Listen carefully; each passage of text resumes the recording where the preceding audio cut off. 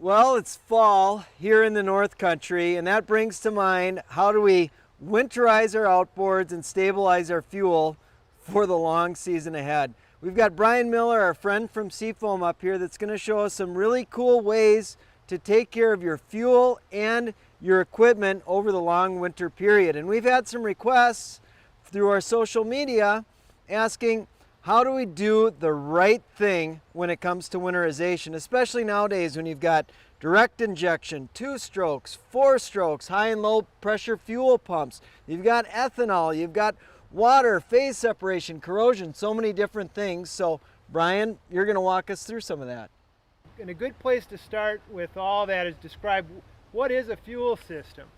An easy way to think about your fuel system is really everywhere fuel needs to travel. You start here at the receptacle, then into the tank that's underneath the floor on this boat, then through the hoses, through the splash well. The next area we want to treat is the intake and combustion environment, all the way through the exhaust. A fuel treatment must be able to lubricate in order to protect from corrosion and dry out, all the way past the cylinders. Okay, now Brian, there's really 2 things you want to consider when winterizing your boat. First is the fuel tank, and then secondly is the engine. Will you expand on those elements a little bit? Yeah, let's look at the fuel tank. The reason why we treat the fuel tank is we're going to help the fuel resist oxidation. Oxidation is the formation of gum and varnish, and that's where most engine problems start. Oxidized fuel is unstable fuel, and that's where the term stabilization comes from. Okay, and now we want to get to the powerhouse here, and we've got stable fuel, but we want to lubricate and protect that as well.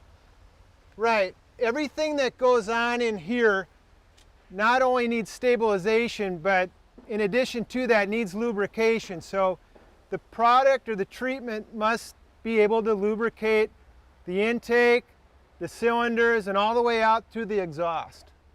Okay, Brian, so I'm a do-it-yourself guy, especially with small engines at home. I put SeaFoam in the fuel tank, I'll spray SeaFoam spray into the carburetor or into the intake, and then I'll lubricate the plug holes at the end of the season, whether it's summer or winter, for long-term storage. But with this new 4-stroke, what's the minimum that I could get away with to put this thing away for the winter and feel confident it's going to start in the spring and I'll be able to sleep at night?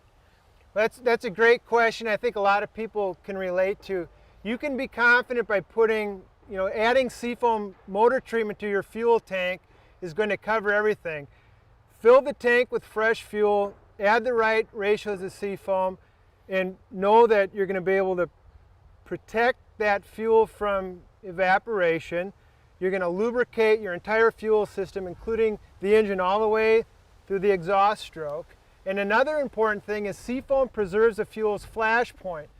That's why SeaFoam's so famous for being able, add to an engine and be able to start the next spring. So if I just add the right amount of SeaFoam to the gas tank, top it off, run that treated fuel through the engine for a little bit, I'll be good to go in the spring. You'll be good to go in the spring. You can sleep all winter long knowing your boat's okay. Perfect. Good deal. Let's pause here to do a quick review of why to winterize a fuel system.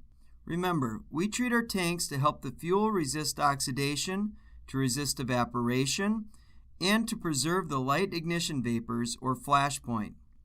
Petroleum-based products that add lubricity to fuel will also protect the engine from dry out and corrosion. In addition to treating the fuel tank, Brian showed us 3 ways to winterize any engine's top end. We can treat the air intake, go directly into the fuel line, or we can treat the fuel filter separator. An extra measure of security is to lubricate the cylinders through the spark plug holes.